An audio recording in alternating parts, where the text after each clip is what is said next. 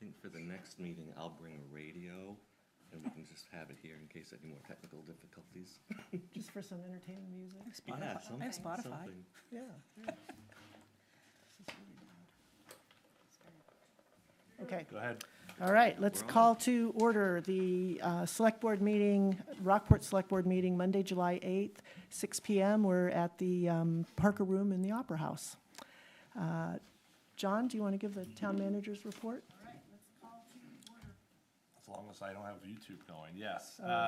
I'll try to do this relatively briefly. I know we've got more on to talk about. It's been a very eventful, almost 6 weeks since we had a regular meeting, I guess, or maybe more than that actually at this point. We've had an election. We've had a donut festival. We've had a footbridge replaced. We've had a lot of public works projects that are underway or in process, or soon to begin. So a lot of that is already in the report.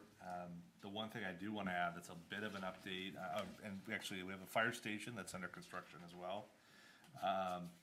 We have a number of positions that are available, the EMS positions that were part of the budget recently passed. We have some vacancies in the public works, as well as a vacancy in our police department. And so all of those are available. If you're out there and anyone's interested in applying, we'd love to have plenty of applicants and to take a look at what is available here in the town of Rockport. So feel free to reach out if you have any questions. The last thing I just wanted to add on this, and this is sort of the last minute sort of situation, some may have seen it on Facebook for those who are on there, but the firm we have that's coming in to resurface our tennis courts and our basketball courts, they showed up very quickly in the last minute, and they are working here over the next 2 weeks. Hopefully they'll be done sooner than later. But until that point in time is complete, that they've completed their work, really you can't use them. So we've shut all the courts for, it could be up to the next 2 weeks, hoping it's less. It's weather dependent. So hopefully we'll be able to have them reopen. I mean, this is a big time of year that those courts get a lot of use. The pickleballers out there in particular are quite active, but it's a very busy time. So in any event, unfortunately those spaces are not available right now, and hopefully we'll have those courts resurfaced for first time in decades. So pretty exciting stuff. But that's about it. Great, thanks, John. Anybody any questions for John? Okay, moving along. The next item, well, let me just interject right now to sort of lay out tonight's meeting, just so everybody understands what we're doing and what we're going to be taking actions on tonight and what the future holds. Tonight, we're going to be discussing the formation of the Article 15 task force and sort of how the Select Board has lined out the structure of that task force consistent with our town charter, our Select Board bylaws, and our town committee policy. But while we had hoped to sort of move forward quickly with the formation of the task force, we also want to take the time to do this right and give it the greatest chance of success. So as of today, we have 4 applicants for what we've outlined as a 5-member committee. So we will not be taking action tonight on appointments to the task force.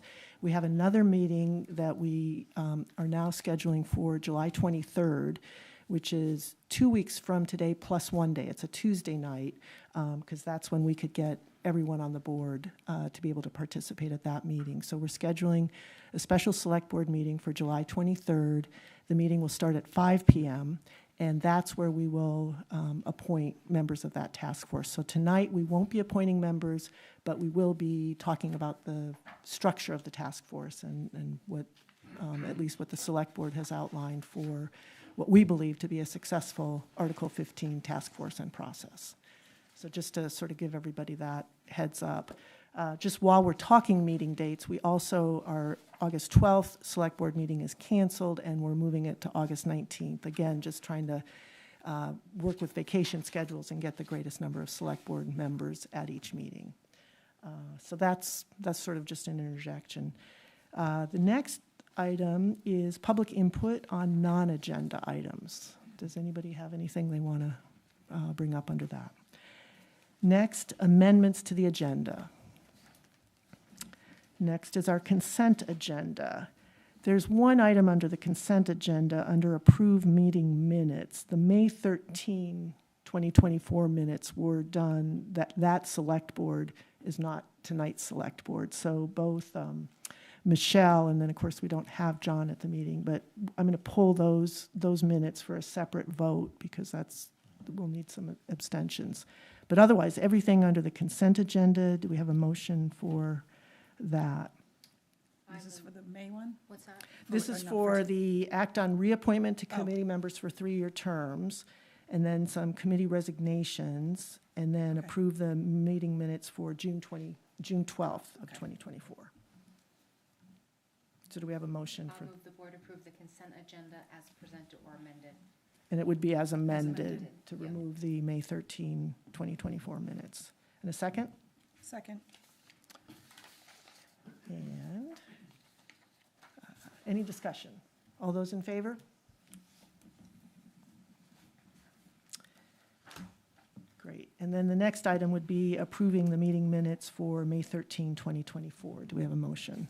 I move the board approve the meeting minutes for May 13th, 2024. Second. Any discussion? All those in favor? Okay, great. Next is act on committee application. We have, under the planning board, we have, well, John, do you want to just outline? Yeah, so, sorry, I've just lost just got here. So this is under the action items. So we have, with the departure of Joe Stranowski from the planning board, we have a vacancy.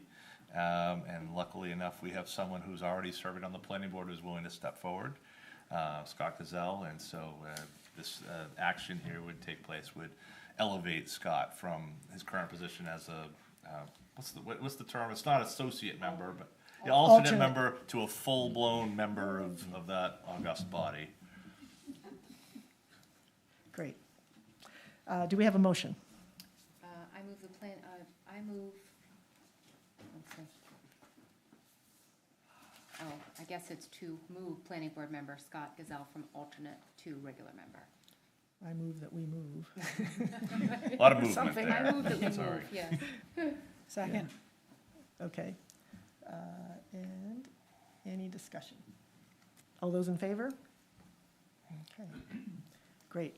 Welcome, Scott. That's a nice move. And I should have said, there are some committee members who are resigning. John Veman is one from the planning board. And thank you, John, for your many years of service on the planning board. And Joe Stranowski as well, many years of service with our planning board. Cindy Cava is resigning from the Comprehensive Plan Committee. I'm going back to the consent agenda just because I think it's important to recognize these committee members who have given their time to the town. And Heidi Baker, who is on the Pathways Committee and is resigning. So again, we appreciate the service of our town volunteers.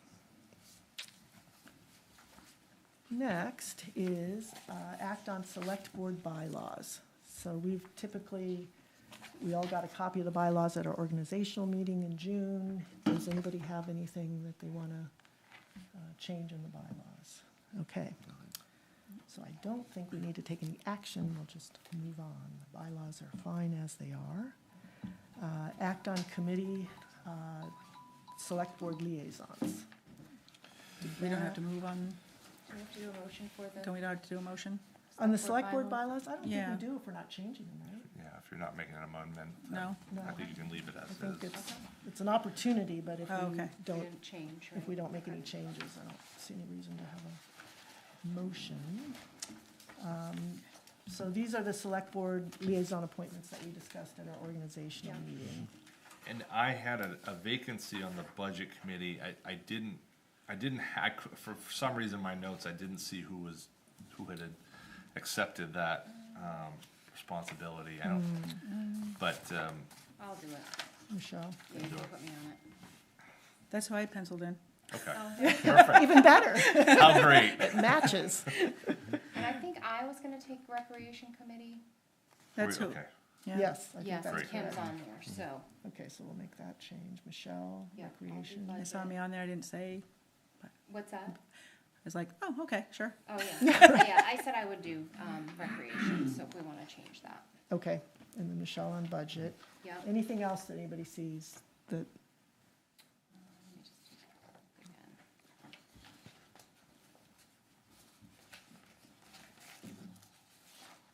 No, I think we were good. okay. Oh, and it's already anticipated. It says, I move the slate of select board liaisons as amended. As amended, there we go. All right, do you want Okay, to, yeah, give me want a me to do motion that on that, motion? yeah. so I move the slate, I don't know, this I move we language adopt. here is messing me up. I move we adopt the slate of select board liaisons as amended. Okay, is there a second? Second. All right. Any discussion? All those in favor? Great. Okay.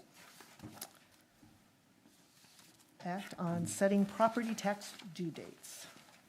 So this is a new activity for the select board to take on. It comes by virtue of the change in the charter approved last November, where annually the board will set the due dates taxes are due. And just so that you know, the commitment's already been done using these dates. So unless there's a really good reason that we want to undo all the work, the October 15 and April 15, which are the customary dates that we use, Right.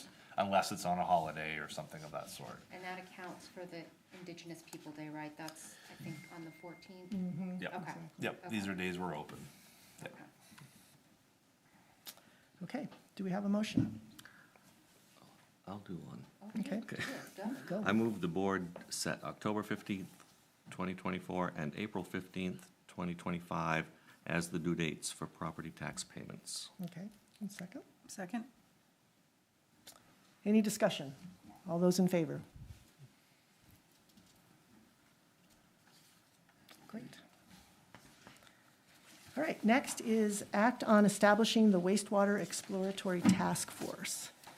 And I'd just like to say a few words in the beginning here to sort of set the stage. As the select board has said all along, we were not opposed to the Article 15 citizen initiative. We did not campaign against it. We left that decision up to our voters. At every opportunity, we emphasized to our voters that they could approve Article 15 while still supporting the sewer project. The voters supported Article 15, and we are absolutely committed to implementing the choice of our voters as set forth in Article 15. And I just think that's really important to emphasize. I know there's suspicion and uncertainty, but we listen to our voters, and our voters want Article 15 implemented, and we want to give it the best chance for success. So that's, I think we said that at our prior meeting, and I just wanted to emphasize that tonight as so many of you who care about Article 15 are here. While we've seen some feedback as to how some members of the public would like the committee to be established, we believe it's our job as the select board to make that decision, and it needs to be done within the framework of our town charter, the select board bylaws, and the town committee policy. The voters expected nothing less of that when they asked the select board to approve an advisory committee. That requires us to follow these guiding town documents in creating and appointing the task force. The task force document in tonight's agenda follows closely the provisions in Article 8, Section 10 of our charter, as well as the town's committee policy. Additionally, as also provided in our charter, we believe that periodic reports from the task force will allow the select board to stay informed on the task force's progress so that we can continue to act in the best interests of our residents. Article 15 provides for a report of findings prior to the June 2025 town meeting. We've asked for that report by March 10, 2025, to ensure that any voter approvals necessary to implement the task force's findings are received in time to place them on the 2025 town meeting ballot. So we're not artificially constraining the task force, we're just trying to convey information that if there, at that point, is success in reaching some agreement with Camden that would require voter approval, just so the task force folks are aware that we would need to know that by March 10th in order to place it on the June 2025 ballot. So that's just some background and why that's in the task force document that we've provided for tonight's meeting. Does anybody else on the board want to weigh in or say anything at this point? I basically given my concern, yeah. And I just want to, I'll restate that I have been approached a couple of times by people just asking, so does the select board really, are they really going to do something with this, or are they just going to push it down the road? And I very much support that we are working to do this as best as we can, as Denise said, so. Yeah. I mean, Yeah. I'm just gonna say, I'm excited about it. I think if people wanna come together and find a way to make this work and look at other options, I think it's great. I think it's great that there are people that have stepped up that are very interested in finding an alternate solution. And I encourage them to be as creative as possible. And, you know, there's no wrong answer to this. And I absolutely support having a group come together and do this and, you know, taking the action and bringing it back to the voters to make the decisions in the end, so. You said that better than I did. Well said. Yeah, what Michelle said. Yeah, great. Well, I'll just quickly run through what we have here, and I think we have people here. If people want to make any public comments, we'd love to hear that as well. This basically, the first part of this exploratory task force is really wholesale cut and pasted from our committee policy. It just sets up, because the advisory committee under Article 15 is a committee that exists for less than a year, that comes under our task force provisions of the committee policy. So we're calling it a task force. And because of that, rather than spend extensive time requiring the task force or the committee to come up with bylaws, we have bylaws that just sort of carry forward from the town's committee policy. So those bylaws would be in place, and then you would, the select board characterizes the mission of that task force, which again is just borrowed wholesale from Article 15. It just takes that and makes that the task force's mission. And then there's some guiding principles that are in there, and then talks about choosing members of the task force, but as I indicated, we're not going to do that until the meeting of July 23rd. So with that sort of just overview, are there folks, any public comment? Anybody here who would like to say anything? Dominic?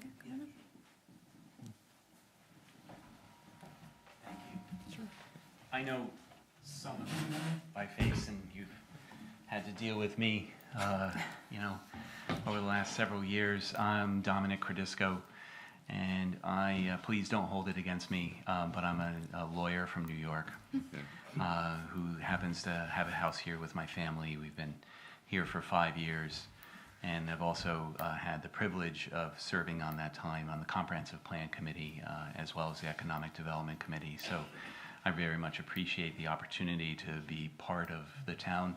And some of you have heard this before, but our intention, you know, obviously is to retire here. We love it here, and so we're trying to be members of the community to the extent that we can. That said, I'm not a voting member, you know, so there's a little bit of feedback, and I'm not sure why, but so it didn't vote on either of the ballot initiatives, but when I said I'm an attorney, what I really meant to say is I'm a land use attorney in New York. I represent both municipalities and developers in particular that are proposing things in the Hudson Valley in New York. And water and wastewater is, for lack of a better term and a poor analogy, but the bread and butter of development work in municipalities, as I'm sure you know all so well. So I've actually been following this issue with Camden for quite some time, and what I'm going to do is not take up much more of your time. I actually have a couple pointed suggestions that I would like to make as far as the committee is concerned.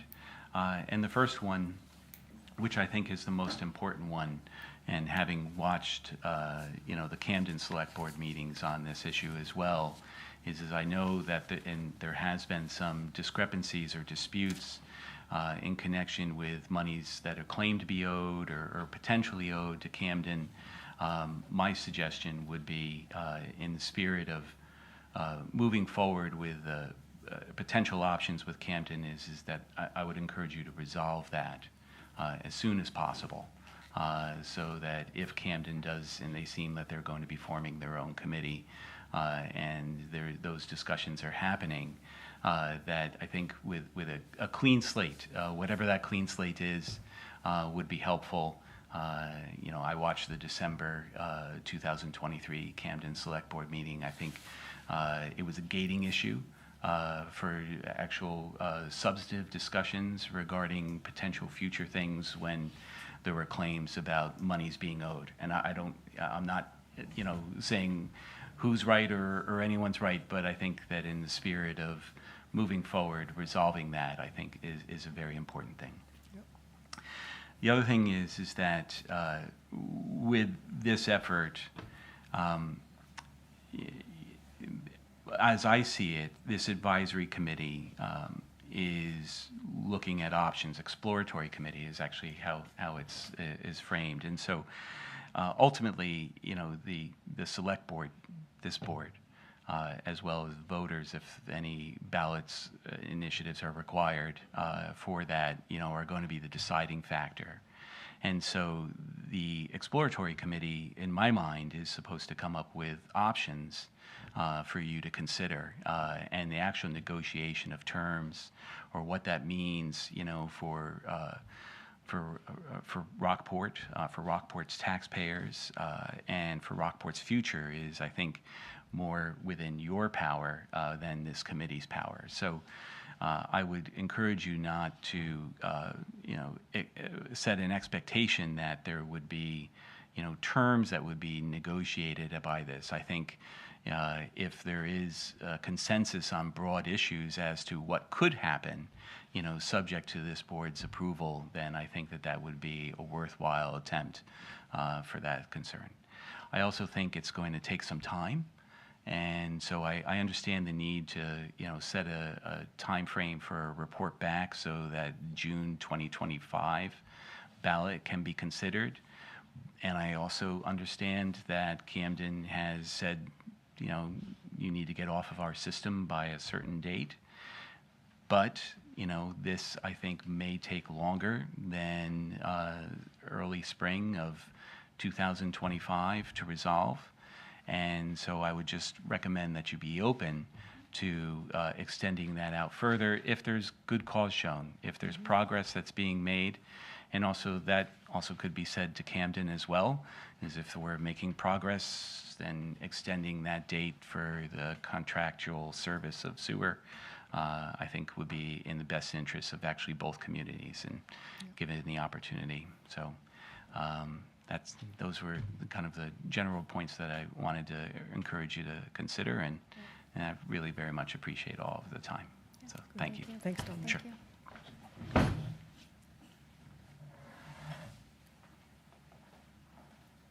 Any other comments? All right. Oh, Martha?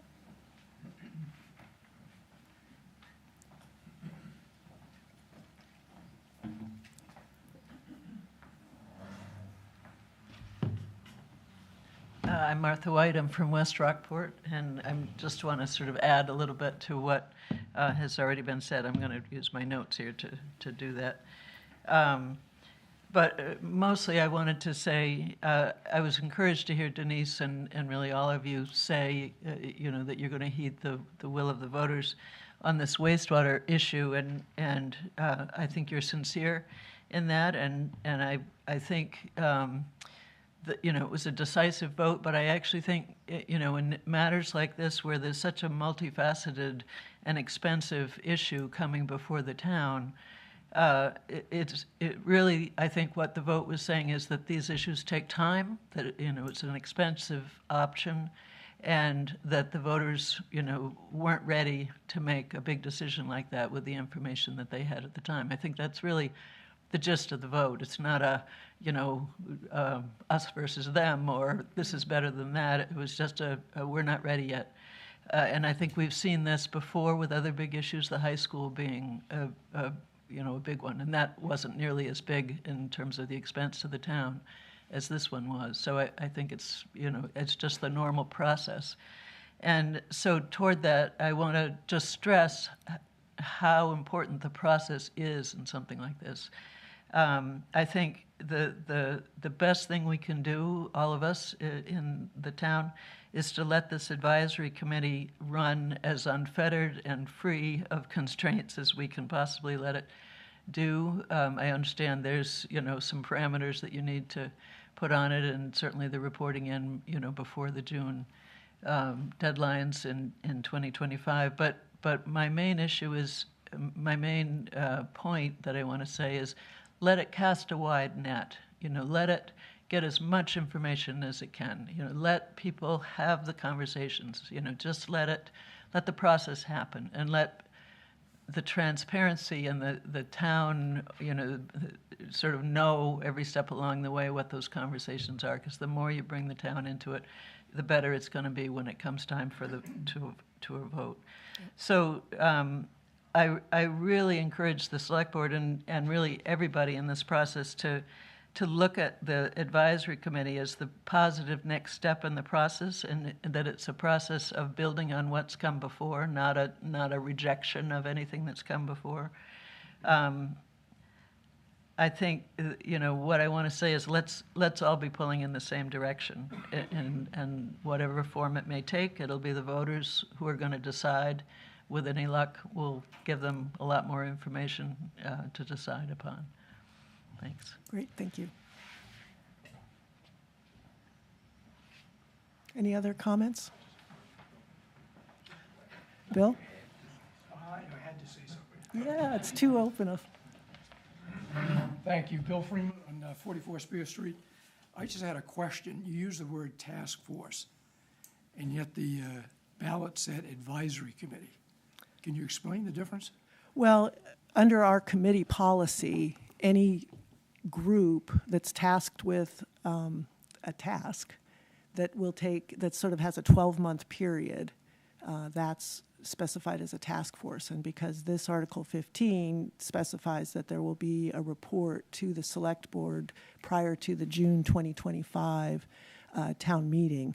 But I think it really is, it's effectively semantics, but under our committee policy, we would call that a task force. But are there any nuances as far as who selects the chairman for the committee? Nope. So the advisory committee selects their own Their own head of the chair, committee. their own vice chair, their secretary, they, have to provide minutes, they provide agendas, they do everything else that a committee does. It just goes to the nature, as I indicated earlier, rather than drafting your own bylaws, which is what a committee would typically do, a task force has the bylaws that are stated in the committee policy. So you don't have to waste time with that. You've got set bylaws, there's a mission from the select board, and then the committee members, the task force members, carry on with the business. They elect their own chair, vice chair, secretary, provide minutes, et cetera. Okay, good, thank you. Sure. Any other comments? Thank you for those. I think those are good, sort of all pulling in the same direction. So I appreciate those of you who came out tonight to provide that input and support this effort. So on the board, I think we have an action item that would approve this outline for the task force as set out here. And we could go right to a motion. We could discuss what, Interesting. yeah. I know we're not going to just make the appointments today, but Right. do we want to mention who Well, we got I think applications that's- from or Isn't that anything? a next or- item? Do we have a separate Oh, okay, item that okay. talks about the applicants? Okay, okay. Maybe, Do if we we? don't, then maybe we should, then I would agree. There's a with you. discussion item. Your first discussion item is, Oh, Yeah. yeah, it is. Yeah, It's there, there's- it's there, Perfect. yep, Thank So sorry. That we'll was do that also- next. yeah, I can explain that. Yeah. So the only thing, since we're not choosing tonight, we've got that date in there. Oh, good point, Kim. And the August 23rd date Yeah, is what you're for thinking of? preliminary. Yeah. So we have another date in there. We had the March 10, 2025, because that's the date that goes before the June meeting ballot. The date in here of August 23rd, we've got an August 19th meeting. The idea is we just want to stay engaged, understand what's happening with this committee, so that we can make sure we're taking actions for the town. Sam? Will it have a select board meeting Yes, Yes. but the committees serve at the pledge, let's, No, no, I'm, Yeah. but isn't that the mechanism for getting information to the select board from a committee that isn't full? no, we have committees come to us and report on what they're doing and keeping us up to, I mean, and that's provided for in our charter, that the committee, you know, reports to the select board. I agree, the select board liaison, we sort of view as a resource available to the committee. If they have questions, you know, we don't engage in substantive matters within the committee, but it would be someone who would be there and available to share information and sort of help the committee along with its process. So I think it'd be, so what are you suggesting, Kim? Maybe that we extend? So The idea is to know before the deadlines for the November 6th so we're, ballot. But if we're not We have- appointing people until Till August Aug- 19th. so it's Well, we're August, gonna appoint on July. July I mean, sorry, 23rd. July So And 23rd. appointing it's July less than a 19th. month. But still, it's probably unrealistic to Yeah. think that there would be an update to give. Right, so in we could August. scoot it to our September meeting. Right. Because that really would be our Yeah. last. And even then, honestly, the update may be, we're having Nothing's happened. discussions and nothing has happened and we've formed this group. Like, I Yeah. think that it's, And here's our vice chair, or whatever. right, yeah, I mean, and Yeah. that's what it is. I mean, I think it's important that there are some regular updates, but I also don't want that to get in the way of any action that the group Right. is Yeah. trying to do because they think they have to have a full-blown plan together by a certain date. right, Right, right. right, because as we've said, keep the process open and let the Right. task force. Let me just look at the calendar to see, that would be September 9th would be our select board meeting in September, so we could move it to that, Yeah, why don't we do that? do that, and then it's flexible, we're not here again. Right. Right, And again, if it's a 5-minute update on who they've Right. elected, I'm okay with that and we Yep. keep the wheels moving and, Yep. Okay, so we'll make that change, if everybody's okay with that. yep. Otherwise, do we have a motion? I can do Where it. is the motion? I move the Okay. board approve the wastewater exploratory task force mission as amended. Okay. Second? second? Any discussion? Oh, we've Go got- ahead, Well, I just see this. Oh. I don't know if that, Judy. What is the mission? The mission is, the task force is formed to study the costs and benefits of a collaborative approach for improving wastewater treatment systems in the towns of Rockport and Camden, including a municipal utility district, and the task force shall report its findings to the select board prior to the 2025 Rockport Town Meeting, such that any recommendations that need voter approval can be placed on the 2025 town meeting ballot. The task force work shall be governed by the following guiding principles. Fair price, sewage treatment must be available for a fair price to all residents who use the sewer system in Rockport. Sufficient treatment plant capacity, additional wastewater treatment plant capacity must be available, thus preserving or expanding Rockport's ability to pursue economic development, for example, workforce housing or commercial business expansion. Business model innovation. Look for innovative ways to develop a business structure and financial solution that is consistent with these guiding principles.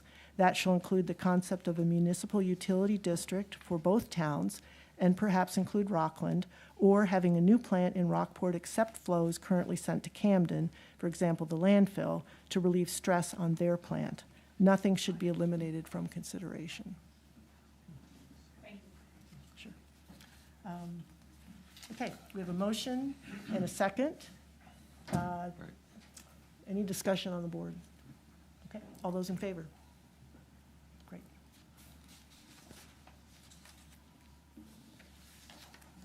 Okay. Next is review wastewater exploratory task force applicants. John, do you just want to run down what we've got there? Yeah, so as the board knows, but those out there may not, so the deadline of sorts was today to get applications in. There was some sense, though, from board members and from residents I heard from that may not be enough time. So given the date, I think you've already indicated you hope to wait, excuse me, until your meeting on the 23rd of July. So we received 4 applications.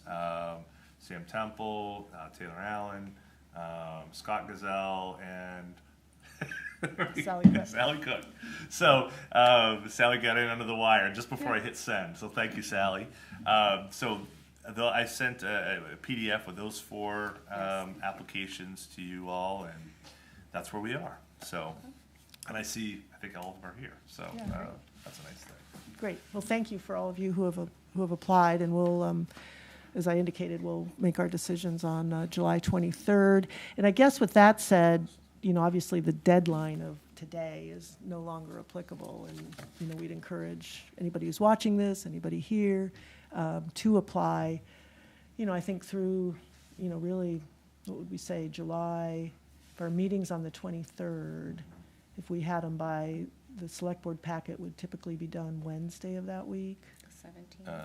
Probably be Yeah. the Thursday, it'd be the 18th in that Okay. case. Because that will also be the wastewater budget that same night, that same evening. So let's do July 17th, Which is a not to Wednesday. artificially, but let's have a deadline so people know Yeah. when we want to get applications in and have an opportunity for us to review those and consider the makeup of the committee. Okay. Next is the VPI Task Force, oops, sorry, go ahead. Did I miss something? Passing on a note from John Beeman. Okay, good. He asked if we wanted to give the applicants that are here a chance to speak. I think I'd rather do that. I don't know, what do you guys think? I'd just as soon do it all at once, but it's. If If someone's here. if and anyone's wants to prepared, Yeah, ready. if you guys, if I'm somebody happy would to- like to come up and, of the Yeah, applicants come up and absolutely. talk, that If would, anybody's, yeah, if anyone cares to, but Since you're all here, if anyone wants Yeah. to come up and Yeah. introduce yourself and why you Taylor. are interested. Explanation would suffice, I don't feel the need to. Oh. Okay. Yeah, Yeah, it felt yeah, like there were yeah. some good explanations in your applications. I mean, well, yeah, but go ahead, Sam. we're all here tonight, so if the board has any questions for us, that would, possibly, make it so that we could serve tonight in lieu of coming in 2 weeks in the day. Mhm. That's a good That would point. be- That would be a lot way to, get it done now. Yeah, But if we don't need to have a dialogue, then okay. I mean, the applications that I saw, I thought were very I well didn't- done, and yeah, I didn't have yeah. a lot of Give us questions from those, Background so. and input to know. Yeah, Yeah, and you're all very familiar faces and have served on committees and the such, so I think that personally, I didn't have any additional questions, so. I didn't either. I haven't come up with any yet. Knowing it was gonna be pushed down a couple of weeks. yeah, Yeah. okay. Thank you for coming, and sorry for the little bit of change, but I think it's for the good. I mean, the idea is let's not rush into this, but let's, particularly with just 4 applicants, let's make sure we give this process time to be successful. Okay. Next is VPI Task Force Study Report. Can I just ask you a quick Yeah, sure. Is Camden starting the same process to name their people? Do we know? I don't know. Taylor, is there anybody here from the group aware of whether, okay. Nobody's heard anything from Camden about? And frankly, that wasn't part of the petition in any event. No, of course not, but just curious, I think maybe Joan's question was, okay. I do know from their select board meeting in June, they weren't yet ready as an agenda item anyway. They wanted to wait and make it as an agenda item, so I guess we'll maybe watch that too. Okay. All right, VPI Task Force Study Report. John, do you want to introduce this, and then I know we have Sure. Doug here. Yeah, so this is, I like to call this phase 1 of this group's work. This was a broad-based group of residents and staff Thank you for coming. that were looking at the stretch of road effectively from Pascal Avenue, start of Pascal, what I consider the start of Pascal Avenue, at the intersection with Route 1, through all the way across the bridge, across Main Street, up Central Street, right in front of here, and then headed up Union Street and ending at Hughes. And additionally, there's a section of road that runs out West Street, sort of a spur from this stretch of road, that potentially could involve a pedestrian multi-use path that would connect with the schools. And so this was as we just sort of had a little bit of a primer on task forces, this was a task force that came together from a number of different projects that had been discussed and a number of different issues, and it sort of all came together. And I should also mention what phase 2 of this process, which is involvement with working with the state to assist them with a bridge committee when the Goose River Bridge project begins, whenever that might be, whatever decade that might be. We have a committee ready to go, and the thought was that the work around the bridge would allow a very nice sort of seamless transition between all the work that has to go to meet the bridge and the bridge itself. So we're gonna do all the rest of it except for the central figure in the middle. But it sounds like we're gonna get there soon enough. So this group of residents, 2 select board members, met for well over a year and worked on this process. We received a grant funding from Maine DOT to assist us with this project. Ryan was able to secure that effort, and we worked with the good people from Sewell, who offered their expertise and looking at these complex issues of a downtown well over 100 years old, and meeting the cars of 2024, the bikes of 2024, e-bikes, all the different variations that we face now.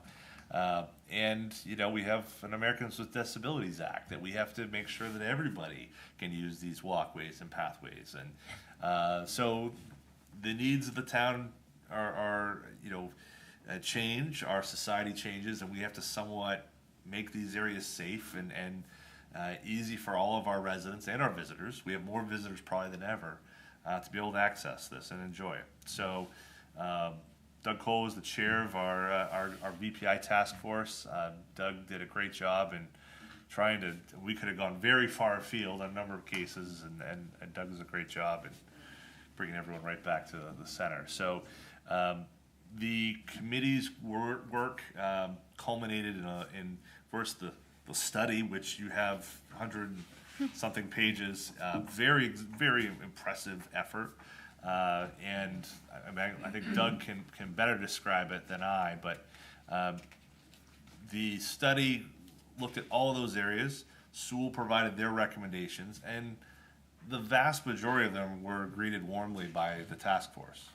There were a handful that were not, and that felt like they were out of place, and they really didn't fit where we need to go in terms of the town. And so the letter that the task force circulated this weekend, and sort of final report, and I sent to you all today, sort of its final draft, sort of, I think, talks about them, but I very briefly addressed them in my comments to say there were a couple areas in particular. There was a concept of some added parking over here on Mechanic Street and a one-way loop with Winter Street. That was something the task force was like, we don't want to touch that with a 35-foot pole. There was some talk about Church Street and Franklin Street, a similar sort of thing. Nah, we don't want to touch that. This was a really good effort to try to look at all these various ideas. Living here my whole life, I'm sure Kim, you've had, we've had these ideas of like what it could be. Even if you've lived here 5 minutes, what if, right? And the beautiful part was this was an opportunity to test out the what ifs and see do they hold water or not. And some do, and they're terrible ideas anyway. But some don't. And so there's a number of issues that can be implemented here. Some are as simple as striping. Some are more complex and require some significant, some work. And so there's a wide variety of projects. Some of these can be easily chopped up into smaller projects. Some of these pedestrian improvements, for example, we can tackle sections of road and intersections. But to do the entire run would be a multi-million-dollar project. That's not something that's on the high on the list of taxpayers right now. But the beautiful part of being involved in this process, and the whole reason we started this, for those who aren't familiar with this VPI effort, is that what the state is trying to do is they're trying to get these projects in downtowns and villages and be able to package these issues and put them together so that when they go to Washington, they will be able to say, oh, we'll fund these 8 different downtown improvements. And so you can get a lot of money that way by being smart and planning ahead. And in this case, the state now has assuming the board doesn't riot and want to throw this thing out the window, as long as that's the case, this is something that staff can then go forward and apply for grants.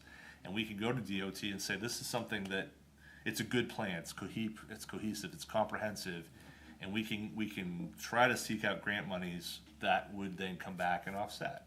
And then if there are town funds, that obviously comes back to the board and the voters. But it's trying to get the planning out of the way first, rather than, well, we got the money, now we need a plan, and that always has been an issue for DOT. So we think this is going to be a good effort. And I'm overjoyed with the work of the committee, but the whole effort was really outstanding. Thanks to the VPI task force and Doug in particular for a little extra work in the chairman role. And maybe we'll call Doug up, because I know he's here and could, Yes. yeah, he's not going to want to talk in front of everyone about Very this shy. project.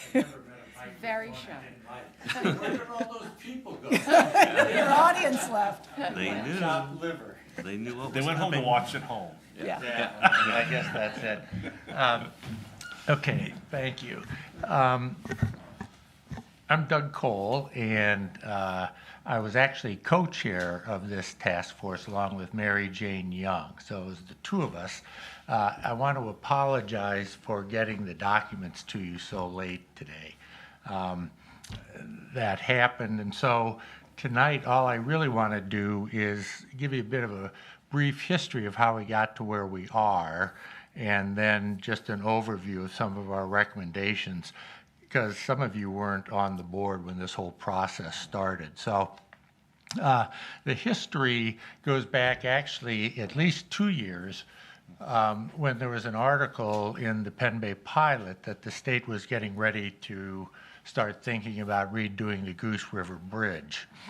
And a group of interested citizens heard that, and we had a meeting upstairs in Union Hall to talk about how we might be part of the public input in this important bridge in our town. So we had this meeting, and then I approached John afterwards.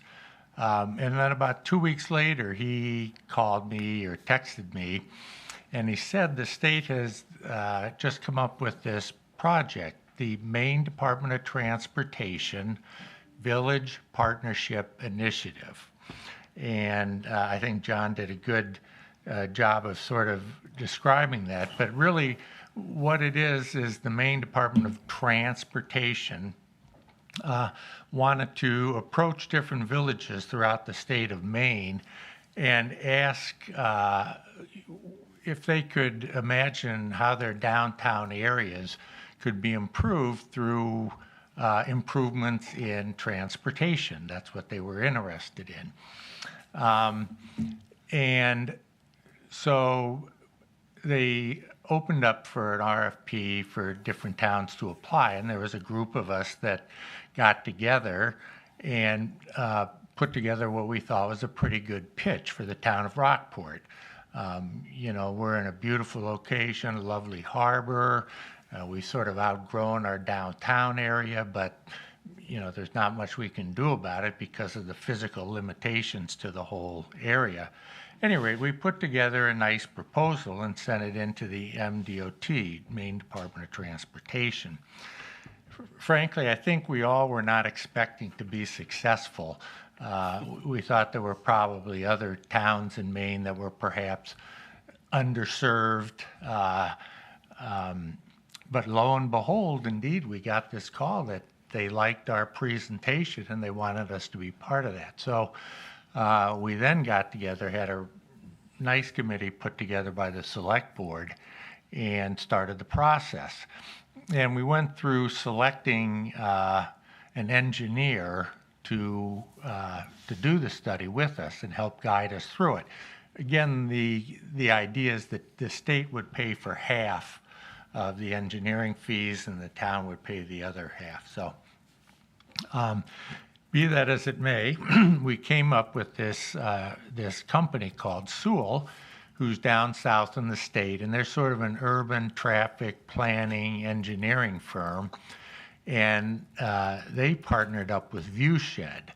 And actually, I think you'll all recall that Viewshed is the landscape architect planning group that's working with the Lesher Foundation on the RES site. So they were extremely familiar with our town from previous work they've done, aerial photographs, all sorts of stuff. So we got to work, and over the course of, well, the year and a half, we had multiple meetings.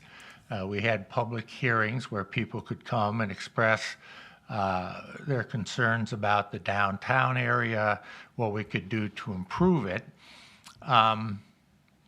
And during those discussions, the concept of the Route 90 corridor going out to the schools was brought up. And although that's not truly the village, again, the Maine Department of Transportation has an interest in improving pathways between towns and schools, so they were willing to throw that into the bucket. So we went through this whole process, and in front of you, you have, the 160-page report. Now, I don't expect you to look through it right now or ever, actually. So what most of it is traffic study data, how many cars pass this point. So what we've done is we've put together an executive summary, which you have tonight, and I think that does a pretty good job. And then there's also a spreadsheet, which I'll explain in a minute. So what did we come up with? What's the select board going to be wrestling with? Well, we basically came up that there are 3 areas that we think need attention. The first area is the Pascal Avenue down to the bridge, up Main Street, Central Street, and up to Grafham's Market. And there are a lot of things that we felt could be done there to improve safety for pedestrians, vehicles, bicycles, and this is another part that's important to the MDOT, to help promote downtown businesses. Okay, so it's not just transportation, but it's how transportation can improve the business climate. So that was sort of the first area. I think this is the area that we need to place the most emphasis on right now. John may disagree with me, but as noted, the state is going to go ahead with replacement of the bridge. Over the last couple... Can I just interrupt? Are you talking about you or the committee when you say what I think we should do first? My sense is of the committee. Okay, I just want to, because I thought that was... Me too. I get that, but I just, you're here speaking on behalf of the committee. Here's the rationale, okay, is that during this whole process, we were in touch with Julie Brask, who's the engineer that's in charge of the Department of Transportation bridge section. And they'd already announced they were going to replace the bridge. And then when she heard that we had been approved for the VPI program, she sort of put things on hold so that would give us a chance to decide what we as a town would like to have, and then how they, the bridge engineers, could work their bridge into what we had hoped. So it went on to hold, but I talked with Julie last week, and she now has a copy of our VPI plan, so she knows what we're thinking about in terms of sidewalks and crosswalks and all of that. And so she's now ready to move ahead with her engineers on designing the bridge that would fulfill those criteria. Now, they're thinking that they might start in 2025, but she wants to meet with us starting in September and October, November. And I think it would be good if the town could show that we've made some progress on looking for grants that would help us complete those portions of the road north of the bridge and south of the bridge so that the bridge could tie into it. And by that I mean, one of the things we'd like to see is sidewalks on both sides of the bridge. But if you're going to have sidewalks on both sides of the bridge, you need to have connecting sidewalks to it. They're not going to build a sidewalk to nowhere in the middle of the bridge. So I think as we enter those discussions, and I'm speaking now to Jonathan and Orion, those discussions will start up this fall, and I think it'd be nice if we could show we started some work on how we're going to get grants to complete those portions of the work. The second part is this whole Route 90 extension out West Street. This is an idea that's been talked about for years by various groups, the Pathways Committee, the Recreation Committee, you name it. And so it can be pursued, and my understanding is there already is some grant money possibly available for that. And then the third grouping that we have is sort of a potpourri of odds and ends that didn't really fall into any particular group. There is one I would like to call out, though, specifically to bring to your attention. And that is the concept of having the MDOT put in a three-way stop at the intersection of Union Street and Route 1 in Camden, where the flashing light is. Several years ago, the MDOT did a study of that intersection, and they felt that it was crazy and something should be done about it. Apparently, the MDOT didn't really want to get into the politics of it, and it sort of got dropped.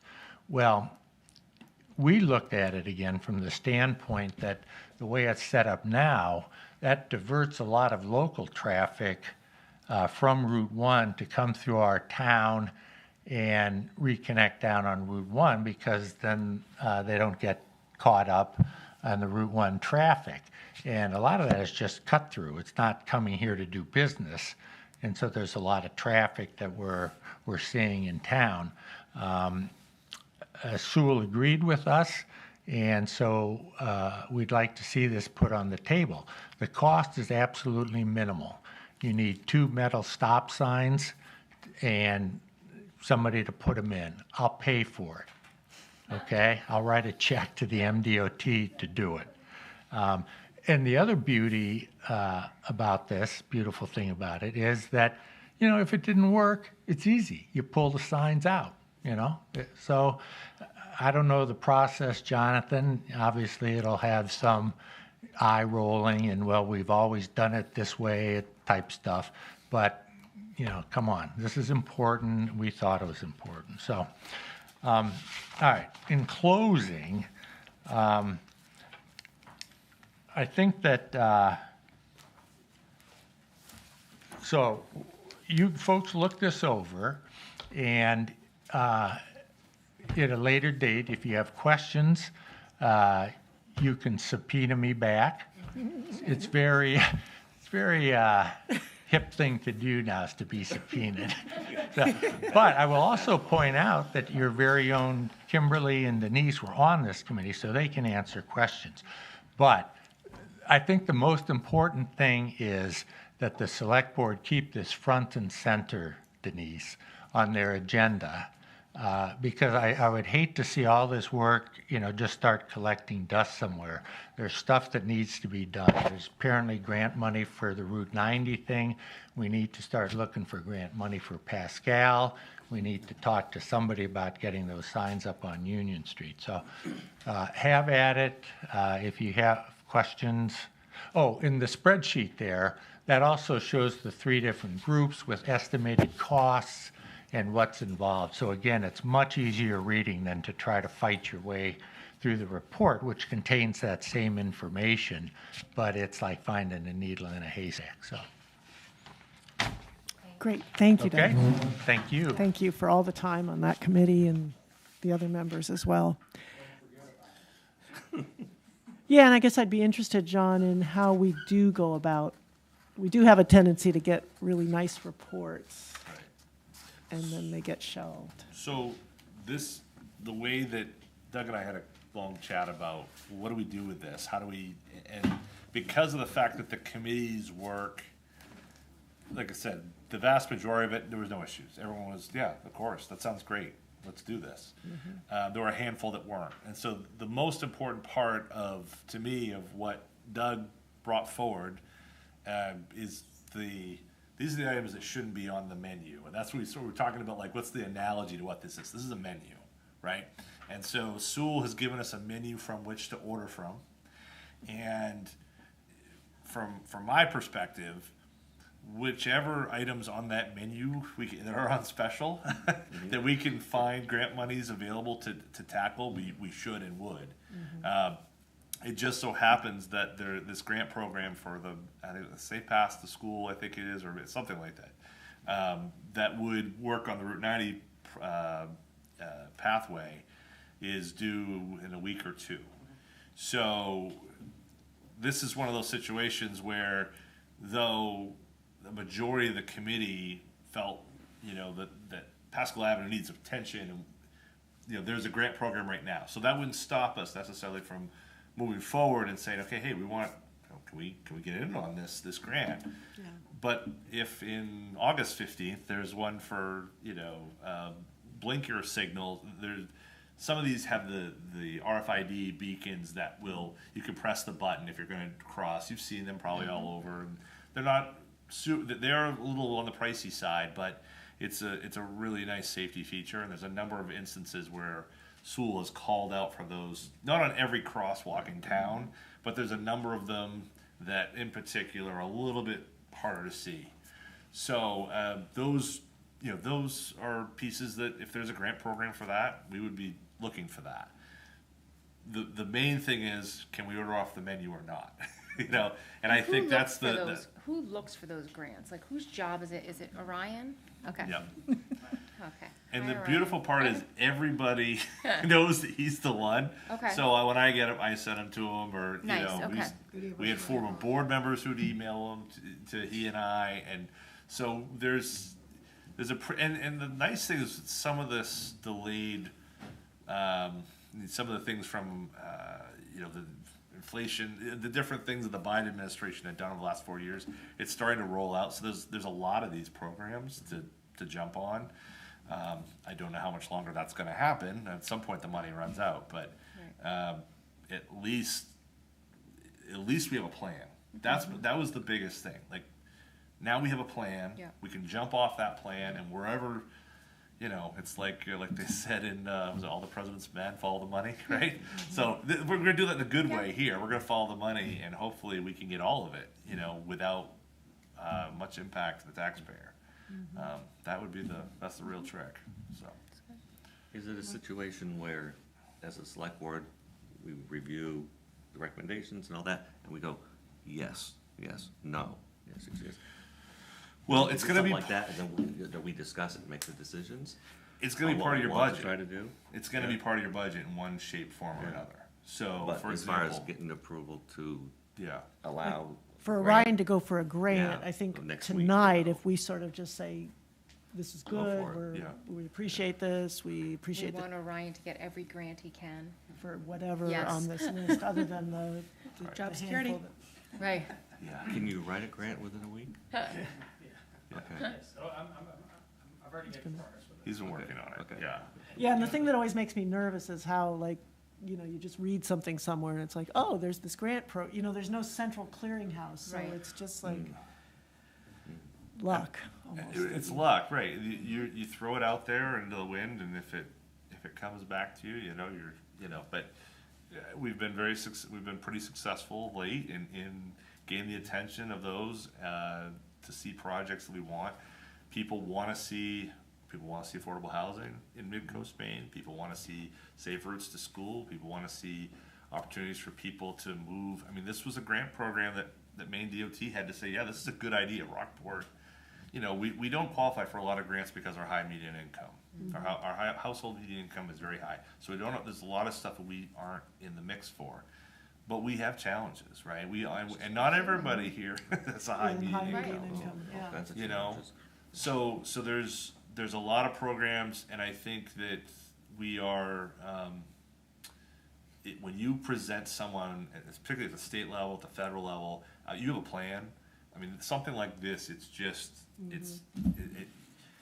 I'm not saying it pays for itself, but it definitely, this was, if nothing else, as a town, we can say, when we go to budget and we say, you know, what are we going to do for, you know, sidewalks in a given area? Well, this is what the plan looks like. Just build it, you know? Yeah, it's like a mini comprehensive plan for Yeah. transportation in the village area.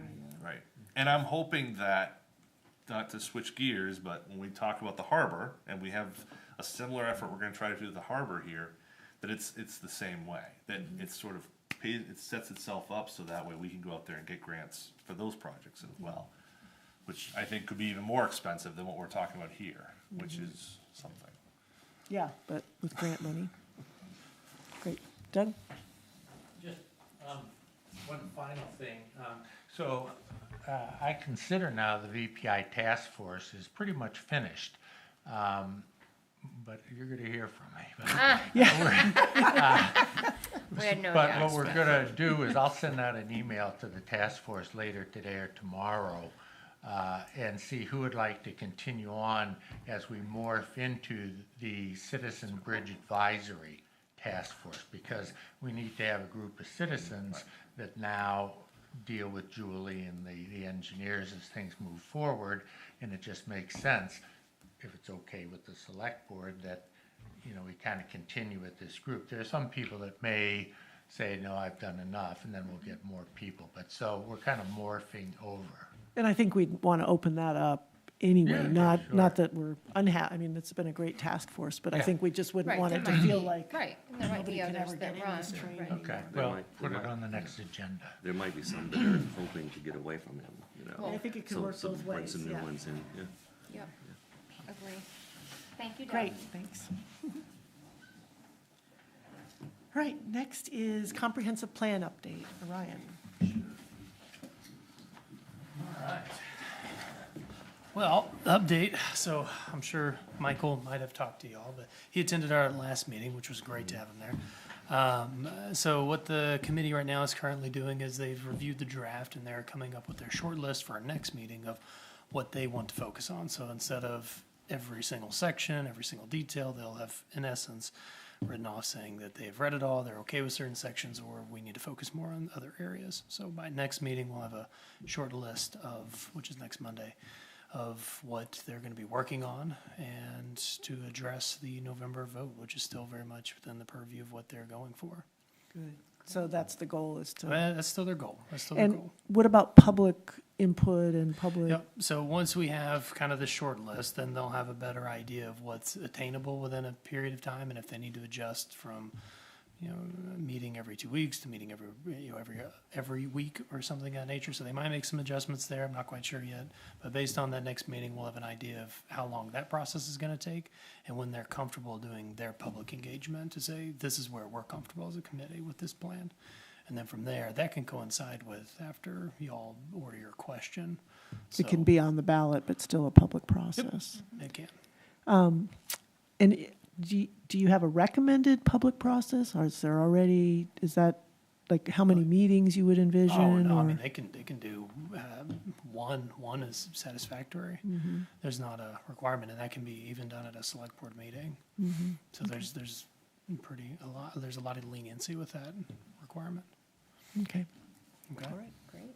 good, thank you. I'm glad to hear that November's still Yes, well, possible. making our possible. way. Great. All right, poll ordinance discussion. John? Nobody loves to talk about utility poles like me. I've got so many photos of double poles, with Yes. CMP numbers on them, Well, and Walker just left, his wife I is know. like the pole queen. This would have been great for him to I stick around can't for believe this he one. missed this. So, that, yeah. this is an issue not just found in Rockport. This is an issue across the state, probably across the country. You know, you have utility poles, and you know there's been a very, in some cases, strong relationship between the I will utilities. say it is not across the country. Okay. It all has to do with the strength of your PUC. Well, and that's where I was gonna go, is that, you know, there's been a relationship that you know, I think municipalities and utilities have had.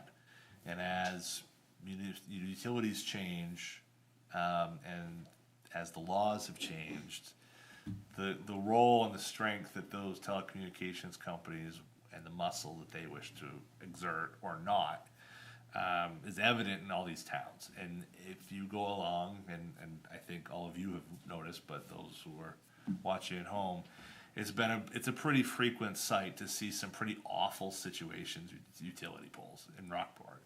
And Rockport's not alone, is all I mean. And that if you go out Main Street right now, there's a piece of pole that's been cut off. The only piece that's remaining connected to the whatever was left of the pole is presumably the consolidated connection and the Spectrum connection. And once Spectrum moves theirs over, then at least there'll be one wire holding on to what's left of that pole. It's embarrassing, frankly. It should be embarrassing for all these utility companies.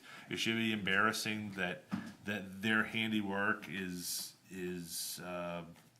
for all of us to see, and in some cases, And it looks experience. dangerous. Yeah. I mean, Yeah. you've It's got a across pole the with road. wires, Yes, across the road, right? Where's this one? No, No, it's parallel. Is it? Okay. Well, But there's it's that hanging right down before the wire at quarry. Pascal, that's Yeah. right there, that's just like, Yes. where does this thing go to? Right. And it's just Right. down in the junipers. And we've had there's a line right near the library that has been hit. I don't know how many times, and nobody seems to want to fix that issue. And we have these happen over and over and over again. And just to sort of reiterate, the PUC exists to sort of protect the interests of the public in dealing with these utilities. However, these utilities and their poles are operating in the town's right of way in many cases. Some it's the state, but in many cases it's the town right of way. And so the city of Lewiston, a couple of years ago, actually, oddly enough, and this is how this turns out, but when I was talking with DOT regarding this VPI task force, our initial meeting, the gentleman who was set up the VPI program for DOT had come to DOT from the city of Lewiston where they created this ordinance. And he's the one that turned me on to where this all started. So long story short, the idea of this is for the town to put a little teeth into enforcing what's happening in its own right of way. And, you know, that, you know, for us, you know, as we drive down the streets and the layperson, it's the double poles, it's the, whatever that is on Main Street. It's the pole that was leaning here on Union Street a couple months ago that looked like it was about to come down right in the middle of Union Street. No one is minding the store. It's the sidewalks on Mechanic Street that have poles stuck right in the Yes. middle of In the that. middle of them. Yeah. And, you know, when you're in the middle of storms, you know, and poles get replaced, it happens. You know, that things happen. It shouldn't take 9 months to switch the Bingo. rest of the No. wires over. Exactly. Yeah. So, we took this with what's drafted here. City of Lewiston had their pass. I sent it off to our town attorney, and Orion. We sent it off to Phil. Phil looked at it. There were some minor changes that Denise had. But this is ready to go in terms of, you know, staff involvement and moving ahead on this. There isn't a decision you have to make tonight. You don't have to, you know, place it on a warrant, but this is to really put the idea before you, get the language before you, because pretty much I think the next step in this process would be to put it on a warrant. So You why know. does it need to go on a warrant? Is it not something the select board can just do on its own? It's not considered part of your traffic ordinance. So if it's part of our traffic ordinance, We could that's one of the just few accept it. things, yeah, GA, traffic ordinance is one or two others, that you have the ability to do without the legislative body making a decision.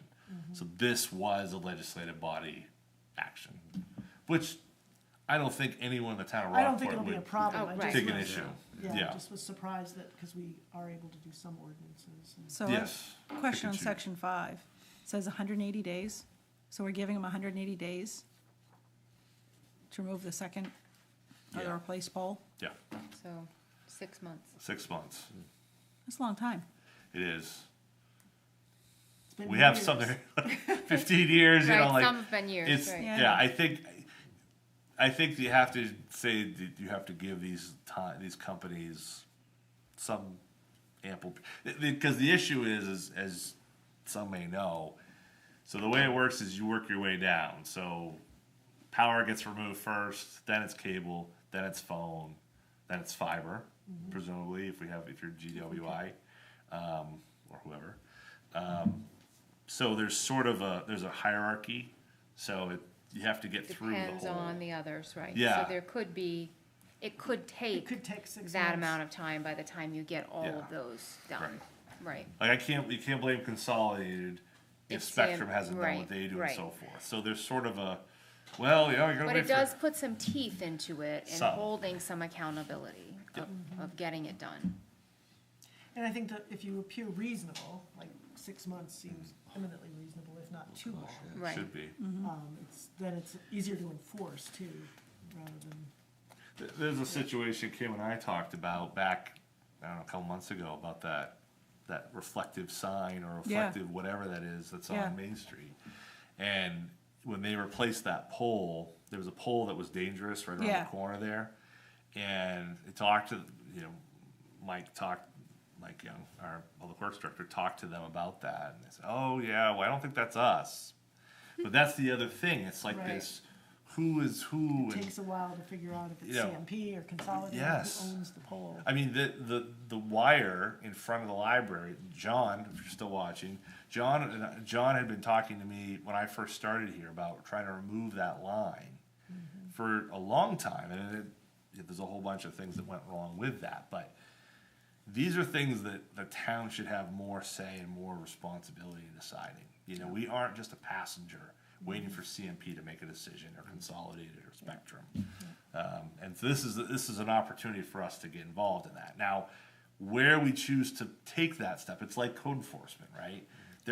We don't want to go around opening up our can of worms everywhere, but there's some situations you have. Oh, we know what we have in this instance, you know, and I think those are the ones we sort of bring our force to bear, right? Yeah.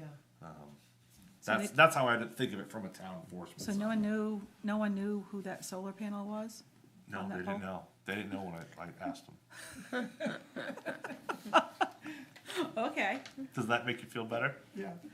It didn't happen again, but boy, that was, Well, probably wait until the sun comes back to when it's at that same spot, right? probably, I mean, Yeah. perfect conditions. Yeah. But yeah, driving down the road, all of a sudden, it's just complete glare. Blinded by the light. Yeah, it was awful. By the golf course on Main Street, as you're headed out. It's right where the golf course is, right there. Yeah. But it was a bad glare all the way back to the next corner. I'm hopeful that we'll be back over there to do some cleanup with brush and ditching. And undoubtedly CMP will be back, so we may have had the wrong crew or something. Yeah. But we'll keep asking, because that's crazy. It's unbelievable. But So is there a general sense that this would be worthwhile putting on the warrant article in November? Or on the warrant, as a warrant article? If it needs to go on a warrant article, then I think that we should get it on there. Oh, absolutely. For sure. Yeah, and that's, I guess, Phil's advice, is that it needs to be Yeah. on. I like this part about the Public Works identifies the unsafe conditions. They got 30 days. Yeah, Yeah, okay, so yeah, that I speeds it like up that when too, it's- right. Yeah. Yeah. So the Yeah. glare maybe is. and in fact, that one just passed it on the corner, the Simon's Corner. That was one just like that, where, Mike saw something, he's like, this is crazy. The homeowner was like, you gotta do something. Right. Mike went out, called them, and honestly, it was like within a few hours, they had it down. So, I'll It give. can happen. I wanna right. give CMP a lot of credit, because Yeah. they have been really good when we've called. They've been really good about dealing with those issues in the last couple of years, so, credit to them, Yeah. but, I think I wish all of our utilities had that same sort of Yeah. respect, because Yeah. unfortunately they don't.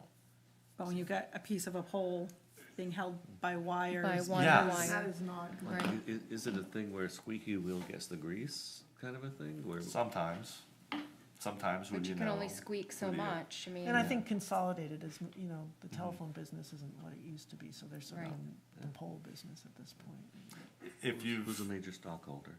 Because of the- I've paid enough in cable over the years to think I should be, but yeah, and there's an installation that Spectrum has on Old County Road. We pull on Old County Road. There's this wires hanging off of the wire, and it's like, who's proud of that? Like, I just don't see it. So, yeah, I mean, like I said, I think we use this to great effect where it most makes sense.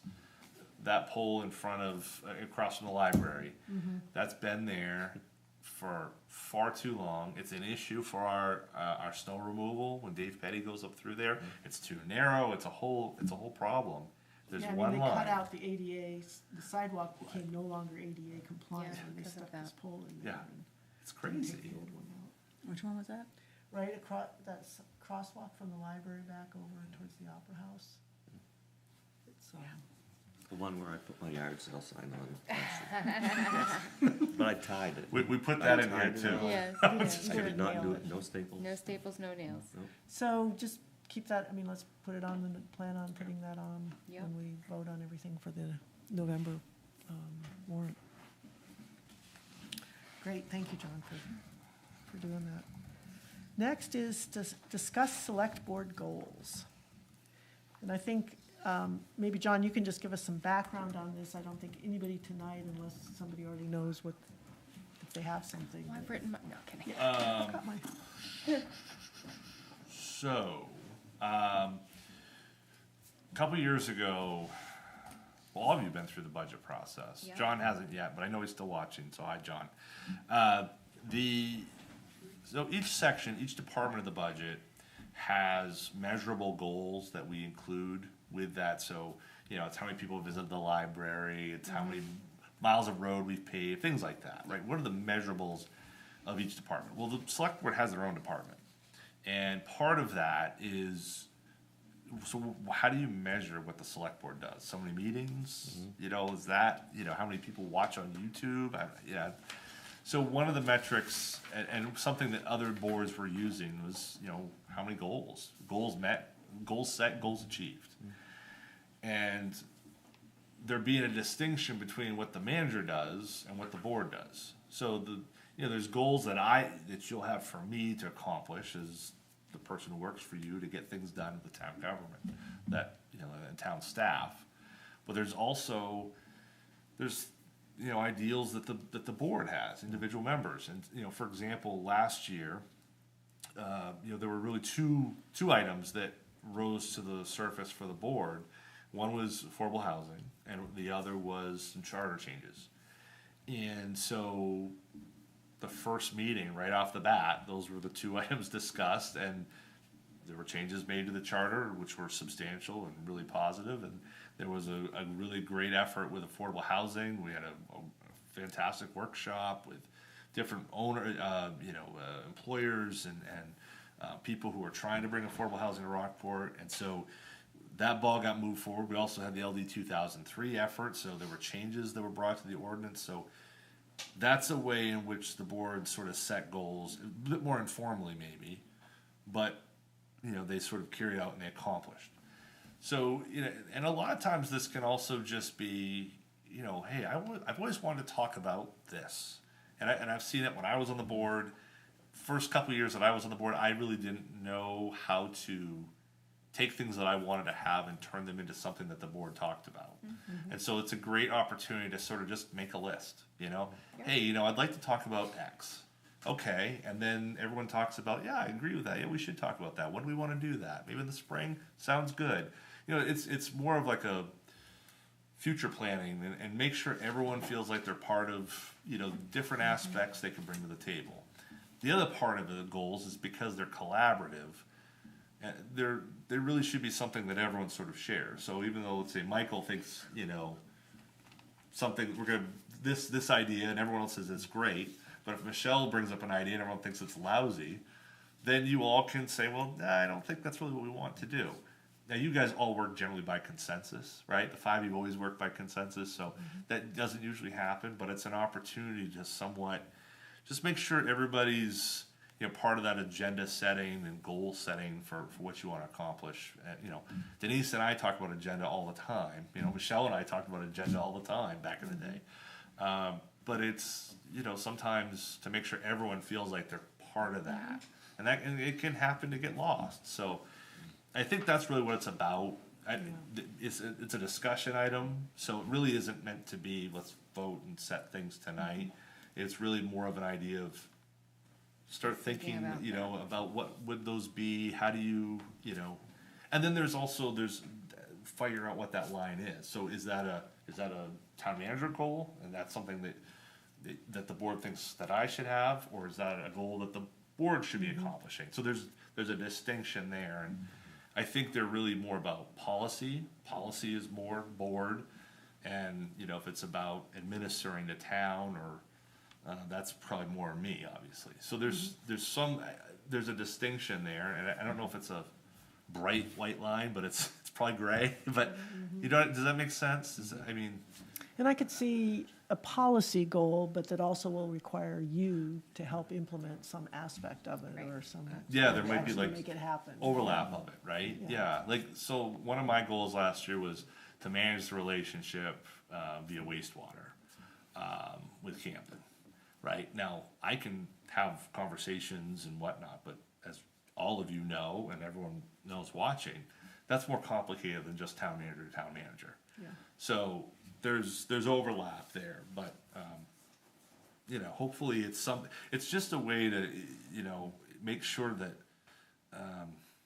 you know, everyone's got to pull a little bit and make sure that everyone's voices are heard. I think that's the biggest thing. Yeah. For instance, if I wanted to find a way to get traffic lane signs at the entrance to the hospital done, so Yep. people wouldn't just be blowing through Yep. when they're in the left-hand turn lane, Right. that would be something that I could. You might have to work with DOT on that. Yeah, Right. so that's I mean, one, no, because I Yeah. talked about that actually, about Okay. having that done, and, you know, those, so just as Just to find out how to do it. as a for instance, well, it is a DOT issue. So, there was a sign that Eric had tried to get changed, that DOT put in, and he tried, and then he was a select board member, ended up calling DOT, and they were over there the next day.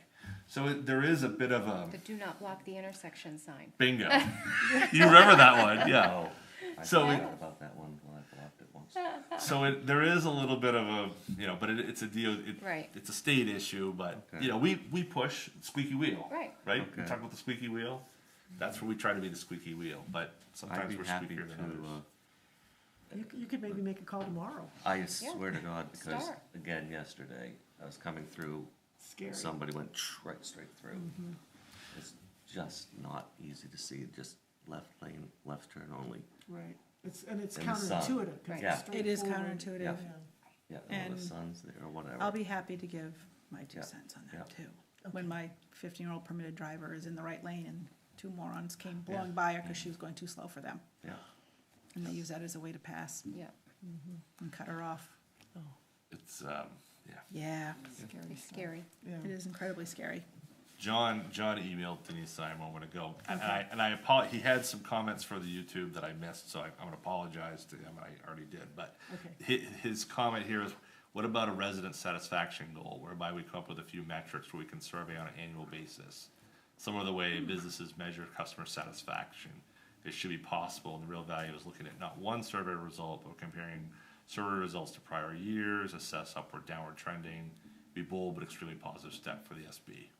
So, that's another one that, so I don't think it's necessarily, I don't know what sort of timetable you wanna operate in terms of having that conversation, but maybe that's an August meeting. Yeah, I'm thinking in 2 weeks, we've got pretty much, I think we have our plate full. But we could do it for the August 19th meeting. Does that sound? Yeah. Okay. Yeah, Yeah, let's do let's that. plan on that.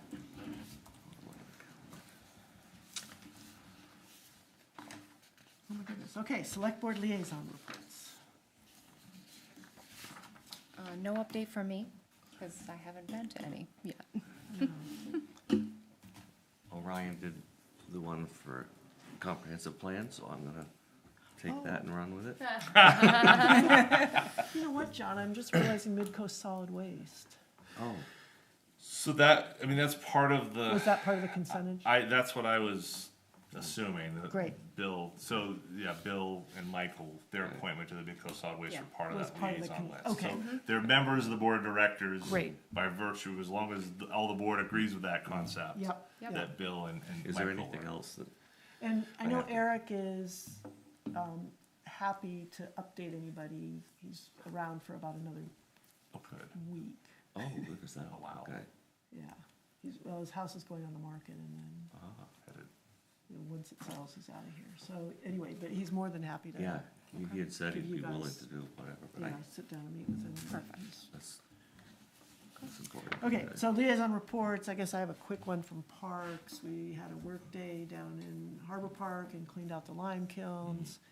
I think good. that's Nice. looking really good. There's a work day this Sunday to redo the fence along here and get that all painted up. And lots of emails about how many cans of paint. How many gallons of Who's paint got you the need. brushes, who's got the trays. So thank you to the Parks Committee, because they really do just roll up their sleeves and get some work done. I think that's the only Only one you have? liaison report. I would mention the recreation committee. They've been working with the pickleball crew. There's been just trying to find the right balance of the ability for people who wish to show up and play, whatever that sport might be. And there's a bit of it's an organized group that isn't sort of, they don't have a 501c3, but they're organized somewhat on the internet, I guess is the best way to describe it. And so they're organized, but they're not organized in certain ways. And so how do you balance the ability for someone to just show up and play and make sure they can use the park just Right. like anybody wants, but also know that, particularly those pickleball folks, they are pretty serious about what they do.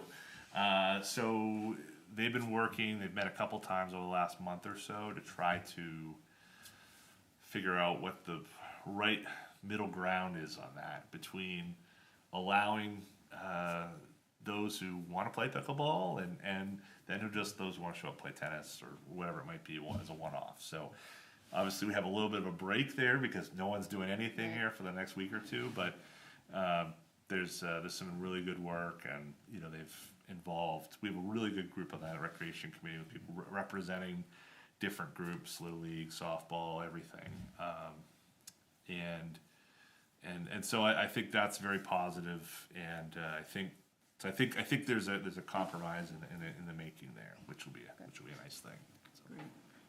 Yeah, and one other quick thing on the, because it doesn't really fall within our committees, but the RES site. Yeah, I was just thinking. Because it's just important to know that great things are still happening, are happening and will continue to happen. But there was a public meeting a couple weeks ago, pretty well attended, and sort of presentations from Viewshed in particular about sort of the park design that they're landing on based on the public input they've had so far. Got more public input that night. And, in general, the idea is that the actual construction on the park would begin next summer.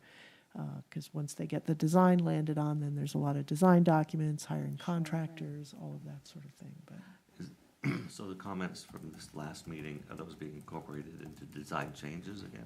yeah, Okay. yeah. Okay, So so we're not firm yet, but must be no, getting but very it's close. it's the public's view and what at least the people who have been participating. And in addition to the public meetings and who you see there, they're receiving online input as well. So it's a broader group than just who we have. And then there will be, lots of recreation committee, and there's going to be some room there, I think, to sort out ball fields, et cetera. Yeah. I've got to look at their website, because I looked at it a while ago. But Yeah, is they're the good at new- keeping, yeah. The there'll be s- newest version yeah, of it's on there, You I'm can see the newest assuming. version on the website. Okay. And I don't think they record those public meetings, but.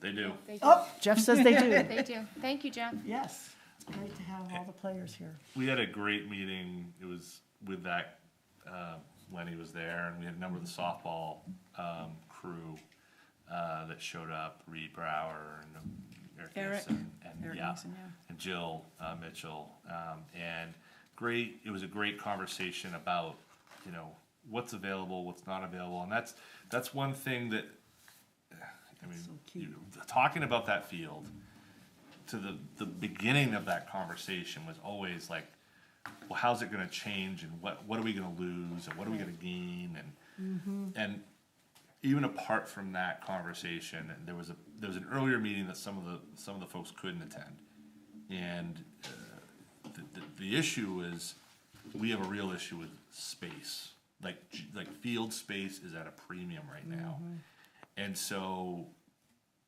whatever happens at RES happens at RES, but it's like the pickup sticks where you pull the one out, or maybe it's Jenga. I'm not sure which one. You pull one out and the whole thing could fall. And so RES can't fix, it can't, it won't hurt, it could hurt things, but it's not going to fix the problem. And so there has to be a bigger conversation that involves the schools, involves the towns in the region, all these different groups that use these spaces. And how do we do this? How do we get enough space? Because we don't have enough. And you know, there are other groups that would like to use, you know, the adult, you know, soccer. They can't. There's nowhere to play. There's literally nowhere to play because, you know, the kids, as they should, take precedence. So it was really interesting over the course of a couple meetings there with the Lesher Family Foundation, sort of hosting that and bringing these different groups in, about the fact that we really are at such a premium of space that. One, it's got to be well planned. It's got to be durable. It can, you know, it's got to be able to take a beating and sort of be back to use the next day. And we need to try to find more opportunities. We need to be building more fields, not less.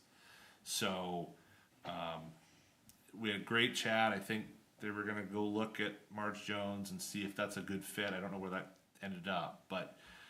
The hope was that maybe the Marge Jones softball field, which the softball folks are taking care of, it looks awesome, and great job to them. This is, you know, if that's a good place to play once we move the fences back, awesome.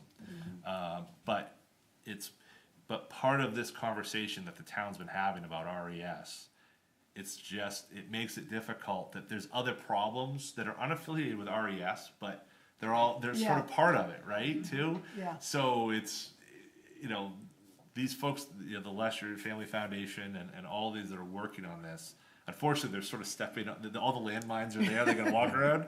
Right. But just like this study that Sewell did, there are problems that study can't fix. Right. And we're gonna have to tackle some way, some shape, some form, somehow, to deal with these issues, because it's softball today, it's soccer tomorrow, it's lacrosse, it's, you know, t-ball. You know, we've got to. Those open spaces are important, and I love the parks we have. You know, you can't exactly play t-ball over here on the Memorial Park. You cannot. So we got to find a way to figure that out. Right. So anyway, just thank you to all those who attended. Yeah, and for a future healthy population in our town, we want to provide those opportunities, so. All right. John, so I'm the voice of John here since he couldn't. He wanted to be here, but he wanted to have some important. He wanted me to share something on his behalf here. We're emailing back and forth here, and he wanted to basically shout out Joe Sternowski for his efforts on the planning board. So he gave me an abbreviated version of something he had written earlier. So these are John's words, but I certainly echo them. So this is what John Beeman wrote. Joe worked hard to be respectful of every applicant before the board, but he was also careful to make sure every board member had a chance to express their opinions and ask questions. It's what made us a high-functioning board. It explains why we found it easy to arrive at a consensus on the applications before us and work as a team. I've worked with a lot of people and organizations over the years, and I know a strong and thoughtful leader when I see one. Joe has been that for this planning board, and we're all better for him leading us. He has left some big shoes to fill. On behalf of the select board of the town of Rockport, thank you for your invaluable service, Joe. Thank you, Here, Joe. here. Yes, thanks, Joe. And That's thank one- you, John, for taking the time to do that. And I would just say, planning board chair is one of the hardest jobs in any municipality, you know, and to do that and to do that well takes a lot of skill of a whole bunch of different, you know, backgrounds. And so we were well served during Joe's tenure, and as you said, we'll be those as you said, they're big shoes to fill, but Absolutely. we'll do our best. Yeah. We have to stuff some tissue in them That's to make right, sure that that's the right. shoes fit at first, but we'll get there. That's right, we'll get there. Great. Okay. Guess we're ready for a motion to adjourn. I move the board adjourn the meeting. Second. That was fast. Any discussion? All those in favor? I guess, yeah. Great. Messages from home, so. And if John's listening, sorry, John, that we weren't able to make that work a little better. Enjoy PEI. We'll see you July 23rd.